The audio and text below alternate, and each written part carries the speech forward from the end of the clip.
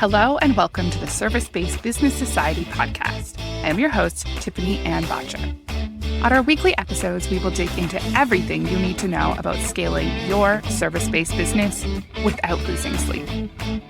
With my experience in creating over 7 figures per month and a passion for marketing, finance, and automation, this show will provide tangible tips and techniques for scaling your business. Let's get started. Hey everybody, welcome back to another episode. Today we have a bit of a controversial topic. So if you've been following for a while, you know that niching down has not always been something I've been a huge fan of. So when I received some information about this guest being on the podcast and her book, Nail That Niche, I was a little skeptical.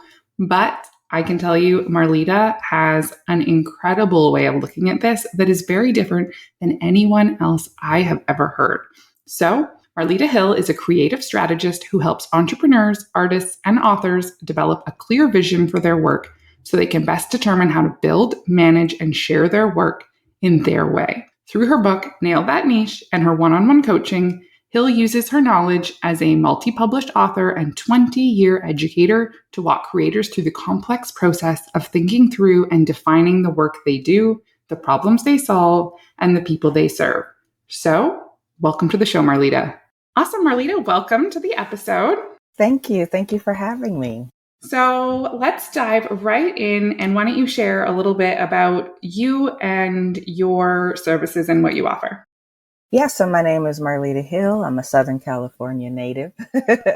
And basically, when I'm working with clients, I work in the capacity of creative strategist. And I say, my work is to help you get clear about your work.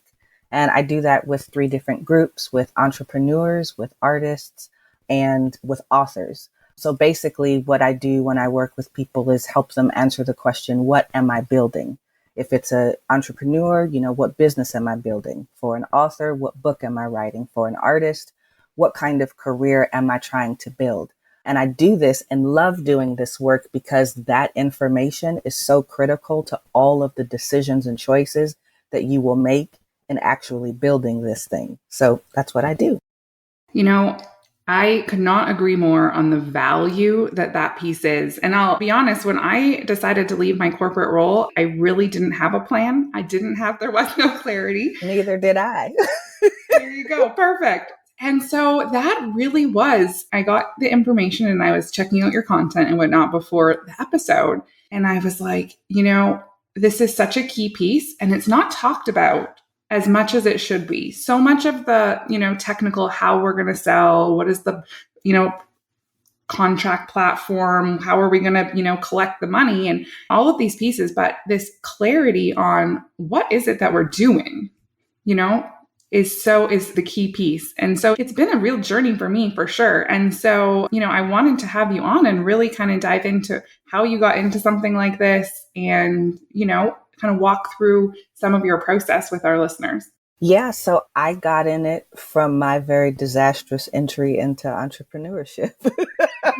There you go. Okay, that's perfect. So this, 10 years ago or so, when I was wanting to find out how to start a business, I did the same thing that probably most of us do, is I went to the internet, right? And the advice that I was finding was very task-based. Start an LLC, build your email list, get your logo done, that kind of thing. So I started to do all of those things, but I struggled to complete most of them. And what I realized later was I was missing information. So I would get to a certain point and then I would hit a roadblock and I'm like, what is going on?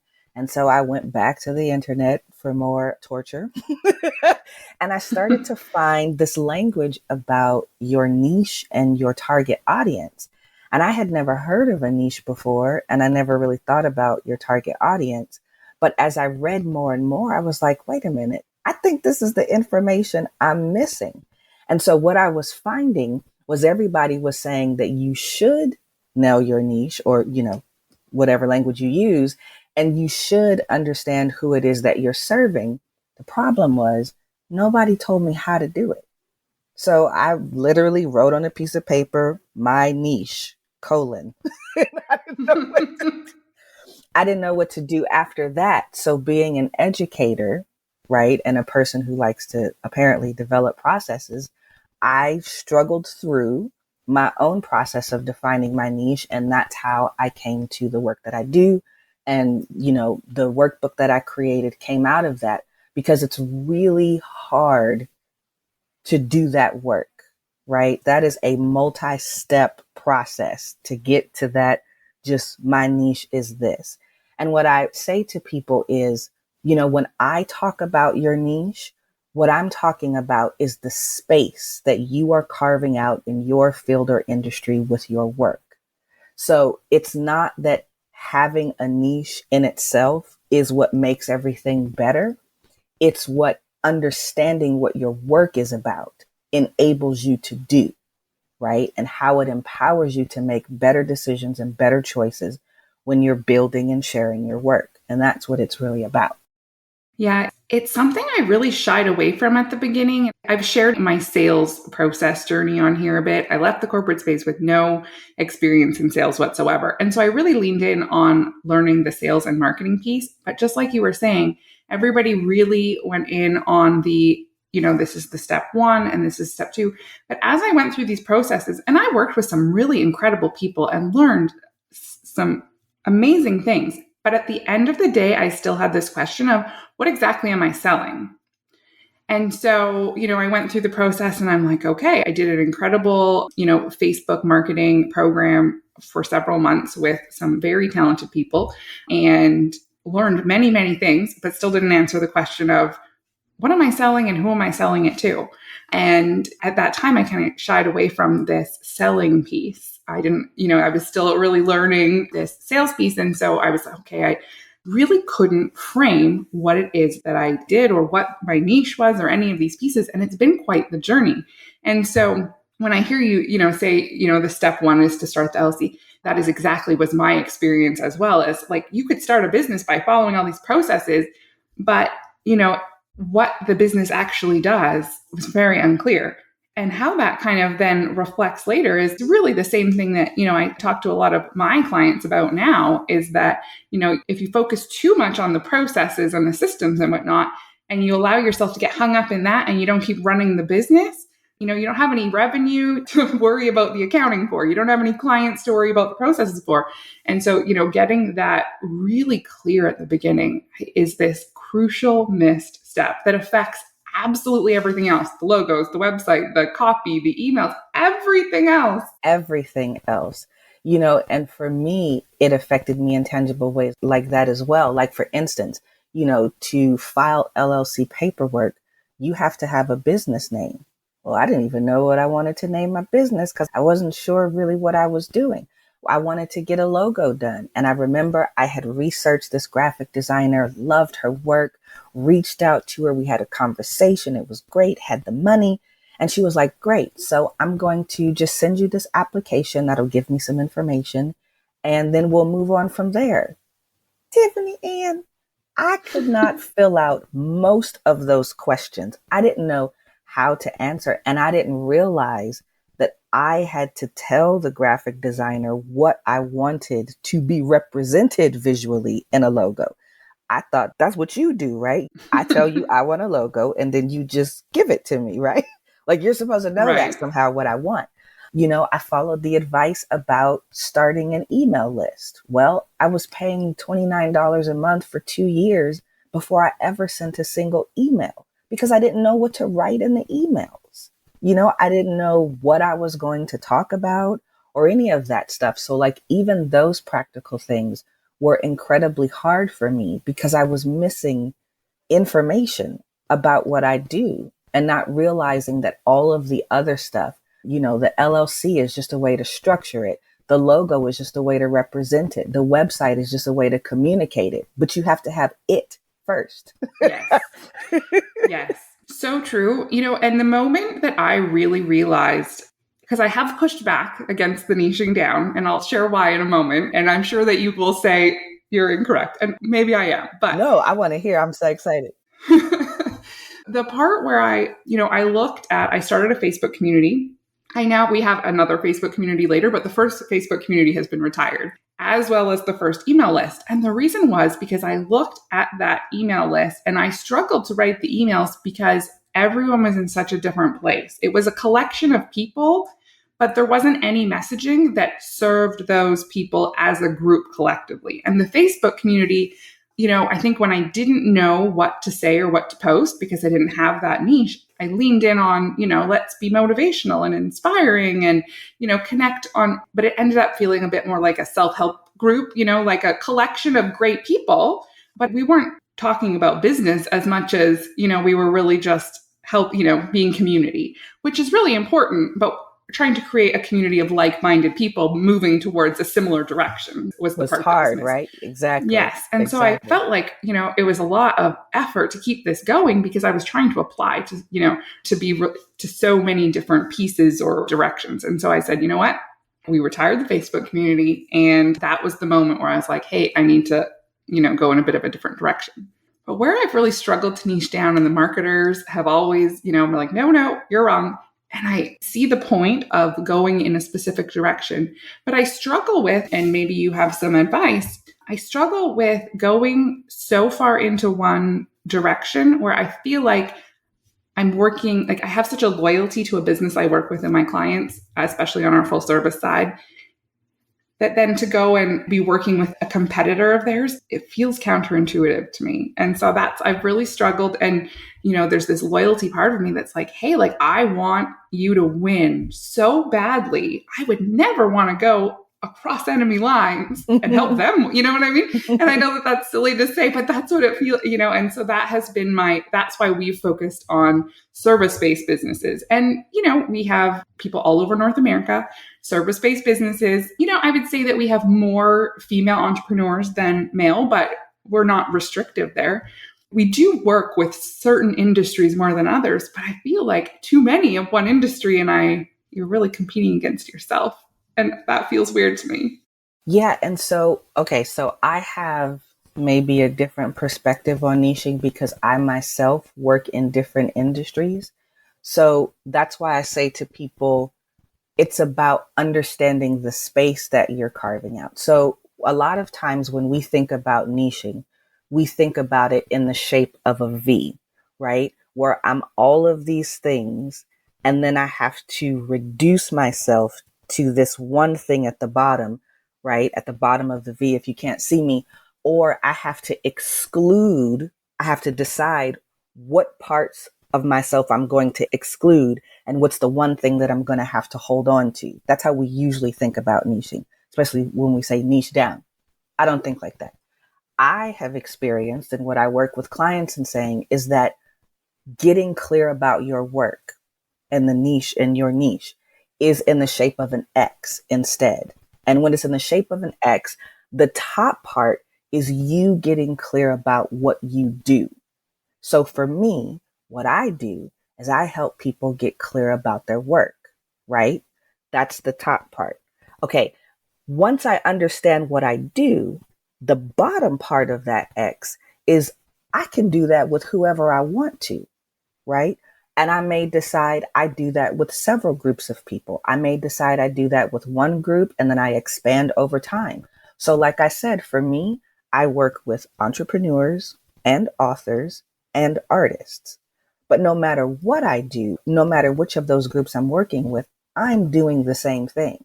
All I'm doing is helping you get clear about your work. That's my niche, right? And the people I do that work with are these several groups of people. So that's how I get people to think about it, because I do work with different people. And sometimes we get confused because of the tools or kind of the mediums that we use to do our work. So I could say I'm an author, educator, podcaster, speaker, that kind of thing, because I do all that stuff. But this is how it helped me get clear about my stuff. I help people get clear about their work. And I do that using the mediums of speaking and teaching and writing and podcasting. And I do that work with entrepreneurs, artists, and authors. But I'm doing one thing, right? I love that Yeah. so much. Yeah, because So you can much. decide once you're clear about what you do, you can choose whoever you want to do that with. That's up to you.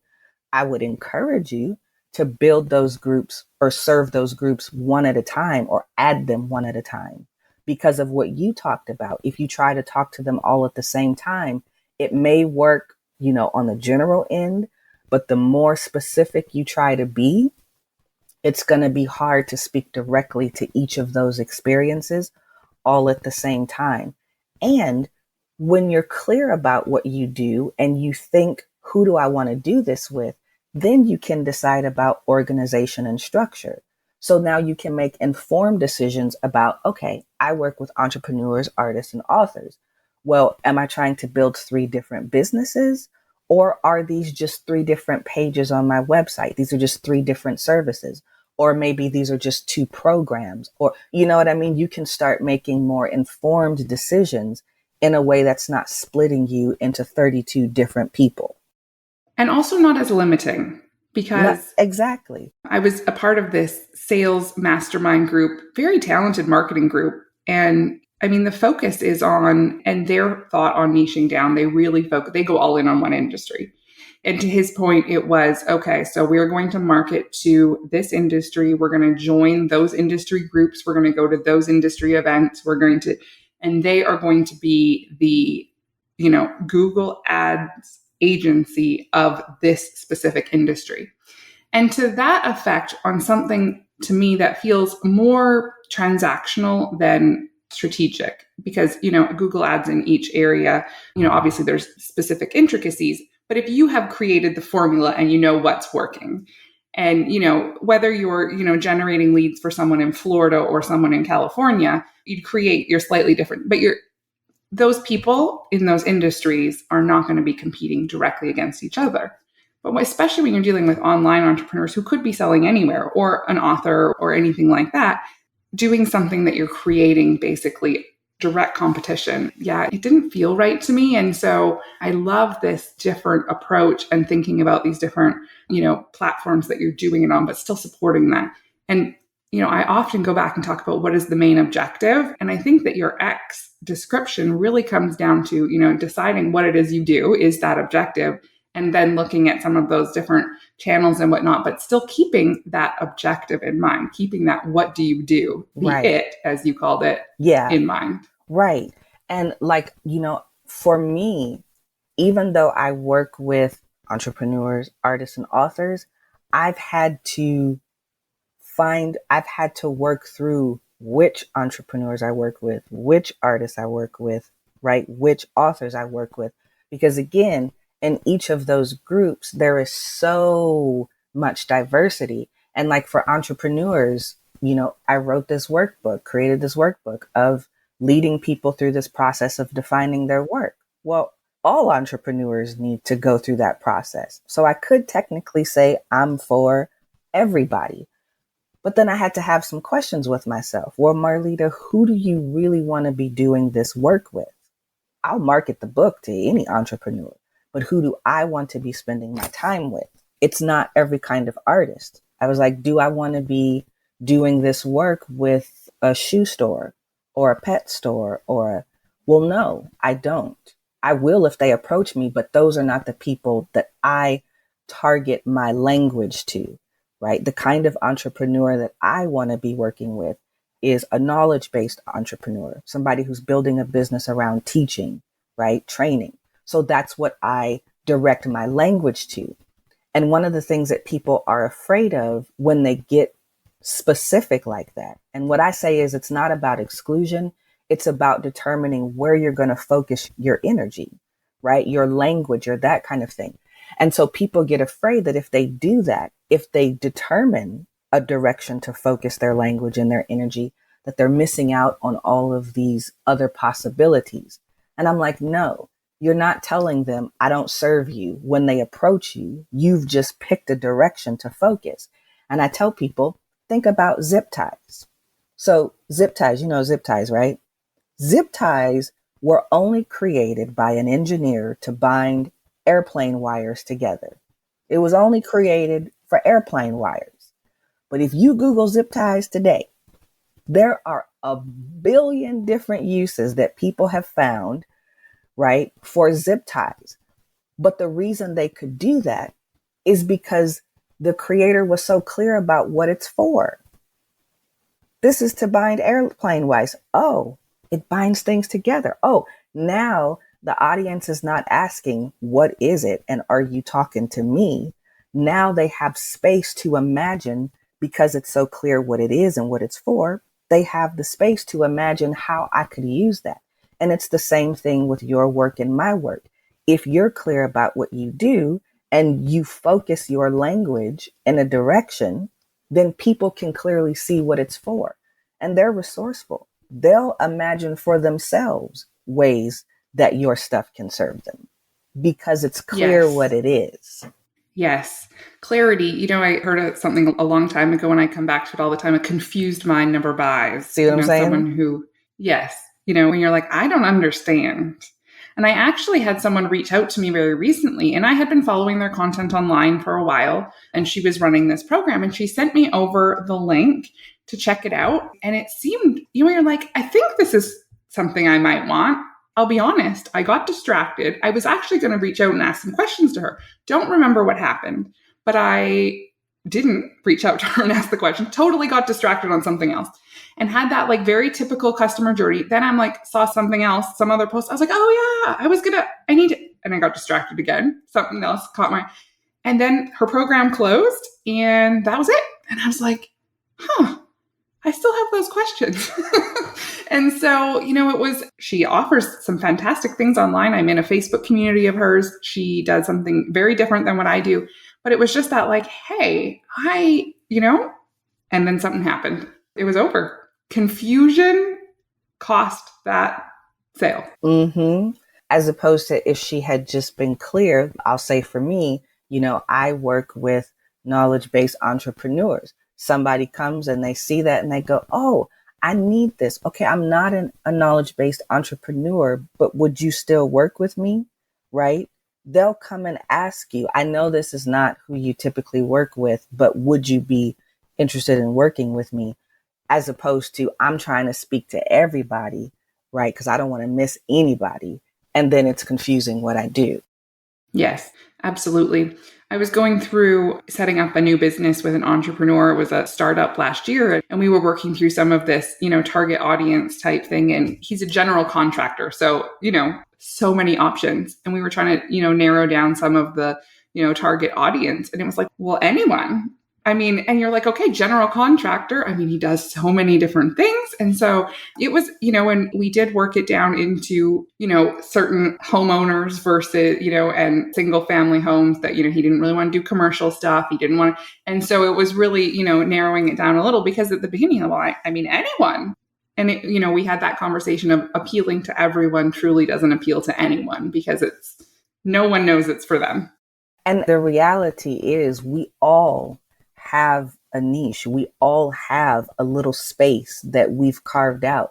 The problem is we haven't all defined the details of that space. You know what I'm saying? But all of us have preferences of who we want to work with, how we want to work, what we want to focus on. That's all it is.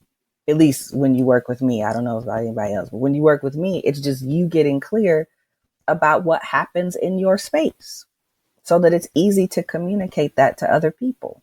So the most successful people that you've worked with that have gone through your process, at what phase are they coming to you? Do they have their business kind of a framework? Is it in that I have an idea phase? Yes. Yes. So you at least have to have an idea of what you want to do.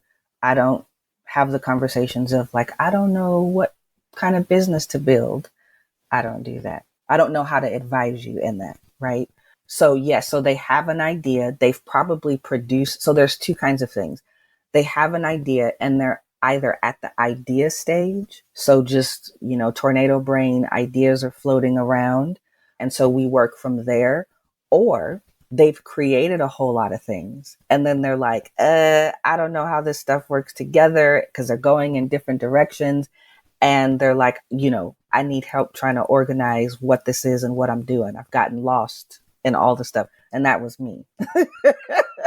I had created things in different directions and had to work through does this all fit together? How does it fit together, etc. Yes. I was recently at an event and they said the analogy was you launch something, whether that's a program or something, and it doesn't necessarily sell. And then you do something else, but you don't really do anything with the first one. You just and so then pretty soon you offer like 20 different things, none of which have actually been mastered. Right. They're just right. available. Right. And so now instead of going all in on marketing one successful thing or a handful, now you're spread so thin over all of these different things. And it's really deciding what is the objective, which support that objective, and, getting rid of the rest. It's true. I think it's psychologically much easier to go create something new than to do the work to make what you've created sell. Absolutely. I know that was something that I struggled with, especially when you have a lot of ideas for things. It was easier to just go create the next idea that I had. Yeah, I think a lot of times it's, and often call it like squirrel, like when you get distracted. And it's like, you're kind of and you don't ever push it across the finish line. It's like so close, but it gets tough. Like the last 10% of any project, whether it's a construction project or a, paper for school or launching a program, that last 10% where you're like dialing it in is so tough. And so, but when you get to like 90% and then the new idea might seem fancy and shiny and you're like, oh, this is bad. But you have to kick it across the finish line. You have to finish the first thing and give it all you've got. Give it an opportunity to succeed. Absolutely. Absolutely. And for me, that's why I'm not a marketer. So for me, that has been the hardest thing, is sticking with it to move forward, and learning how to do that has been something that's been really huge. Yeah. Yeah. The marketing is so unique because you feel like you have to find new ways to say the same thing, but often it's the new people. Right. Exactly. And so the variable that's changing is the people and not always your messaging. And so, it's like you feel like you've said it already, you're like, I've said it all the ways. But realistically, I mean, even if you think of something on social media that you really enjoy following, it gets mixed in with everything else. And so, you don't see all of the content of any one person unless you have them on, like your close list or, those types of things. So even, deciding what it is that you do and going in on that and being the expert of that versus, really feeling like you have to dilute that with a bunch of other filler just to be different and just to keep producing. Right. And I remember I was listening to a podcast from Amy Porterfield, and I remember I was like, oh my God, that's so true. She was like, repetition is always best. We think, I don't want to bother them, like you were just saying. I don't want to bother them with the same thing over and over again. But repetition is necessary because it takes a while for it to sink in. It takes a while to imprint on us when we remember. And it was something really interesting that she said, because one of the things I struggled with was like, well, what do I say versus what's in my program? And I remember she said, I want people to have heard my stuff that's in the program by the time they get into the program, or should I say before they do, because when they get into the program, then it's not like they're hearing it for the first time. They've heard it. And now we can move forward at a more rapid pace because it's sunk in a little bit. And I was like, oh my gosh, that's totally a different way to think about it. She said, we get faster and better results because they're more familiar with the work. So I was like, oh, okay. But it just made me really comfortable with repeating myself. Yeah, I think that the objective should be mastery of our best work, not more average work. Because, especially with any kind of online marketing, really any business in today's age, there's other people doing similar work. Right. There's very few things left that are completely new and unique. And every once in a while, of course, there's the little strange things that you're like, hey, I never thought of that before. but it really is how you do it and your messaging and your way of walking through people or with people through these processes and transformations. And so, you have to go in all in on that piece and less about the transactional piece. We were talking earlier about the Google ads. There's thousands of people that offer Google ads. That's the transactional piece. It's, the messaging and who you work with and your processes, working with their processes, and going all in on those pieces and less about the transactional pieces. Because, if you're going to compete on just those items, like if that's all you're offering, that's when it's like lowest price wins, because it's just a commodity. Right. I love that. Mm-hmm. No one who's really going all in on their business, unless you're doing such massive volume, no one wants to compete on being a commodity, because it's really it's the race to the bottom, really. The bottom, exactly. It is the race to the bottom. So talk to me a little bit about, you've been an author, you've gone through that process. And you work with authors. What would you say to someone who says, I'm an entrepreneur, I'm running my business, and I've had this idea of doing a book? Mm-hmm. I would say fantastic. It's going to open up a lot of things for you if you know how to leverage it. So I think the same principles that apply to, getting clear about your business apply to getting clear about the book you're writing. And so, the first thing, or should I say, what I work with clients, with authors on is, what is this book that you're writing? And so for our business, it's important to think about, what function do we want it to serve? Is this a marketing tool that I'm writing this book and I'm using it to get my ideas out to, a larger audience? Am I using it, as a lead magnet or to build authority or credibility? Am I using it within my business to serve my clients? Because that's a totally different function and objective for it. So besides getting clear about what book you're writing and what content you want to put in there, what place is it going to serve? What function is it going to serve within your business? Right. Coming back to that, what is the objective? Mm-hmm. Yep. That's what I would So you released your book. Did you self-publish? Did you work with a publisher? What has been your experience in that process? I always self-publish because I want to have ultimate say over what I do with my stuff. Yes. That's why I do it. Because, yes. Yeah. One of the first things I did when I made the shift into being an entrepreneur was I was a part of a book where it's a collection, basically almost like a chicken soup for the soul. Oh, yeah, like an anthology. Where each chapter is by a different author. Mm-hmm. And so I started with all these ideas, and I got to the first meeting and the publisher said, okay, so you're going to write on this topic. And I was like, oh, that's not what I wanted to write. And I had this moment and I really struggled to, I think I would come at it from a very different place now. It was so early on in the entrepreneurship journey. And last season I was talking to Marissa Lonick, and she has also published a book, and we were talking about the vulnerability hangover. You publish the book and then you're like, oh my God, yes. It comes out and you're like, oh, should I have said that or this or that? And so I have writing a book is something that I aspire to in the future. I love writing. Let's talk. Yeah, for sure. I finished my MBA last year, which was so much writing. Finishing my dissertation it felt like a bit of a slog. I'll be honest. It was long, but now is the first time I've ever not been in school. And so I've done so much writing for years and years and years of my life, more from an academic perspective, papers for, way too many years of my life. And so now I have this itch to get back writing, and I don't know how it all fits in, but it's definitely part of the future vision. I absolutely love it. I love writing. I've published 5 books, and I think, especially if you are a person who works with other people, writing a book and even the process of writing a book is such a wonderful way to dig deep into your ideas. You know what I mean? And it can be repurposed and used in so many different ways, because once the ideas are developed and thought through, well, now the content's out. You can use it however you want to use it in many different ways and repackage that and reuse it. And right. So I love that process and the availability of that. Yes.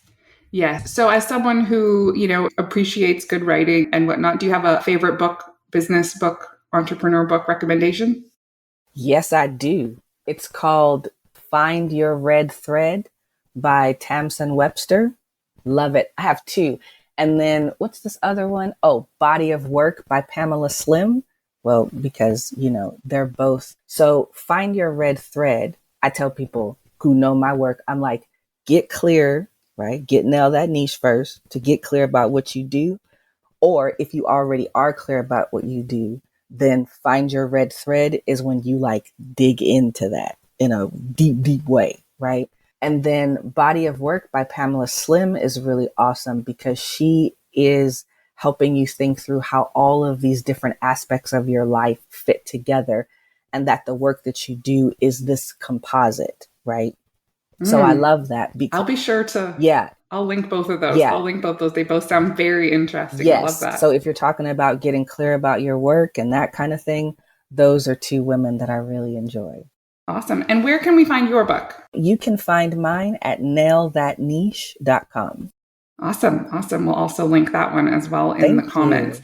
So if you have one tangible tip for an entrepreneur that they can implement in their business this week for that quick win, what is that piece of advice you have? So I'm going to give you an exercise, right? So if you're still looking to get clear about your work, I want you to make a list of all of the things that you do, right? And if you do it in different ways, let's say, I podcast, I this, I that, I do, right? Make a list of the things that you do and all of those on paper. Don't do it in your head, on paper. And then I want you to look and I want you to start looking and finding connections between those things and think through like, why do I do this? Or what am I hoping to accomplish or help my audience do by doing this, right? And I promise you, even with that little step, you're going to start to get another part of clarity about what you do.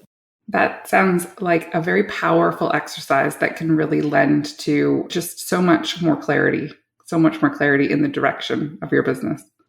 Well, thank you so much for being here. You have been a fantastic guest and so much valuable content. And yeah, thank you so much. Have a good day. You too. Well, we are all out of time for today. If you guys have not joined the Service-Based Business Society Facebook community, make sure you head on over to Facebook and we can continue the conversation. Be sure to also follow the show by going to any podcast app and searching Service-Based Business Society. Click subscribe, click the 5th star.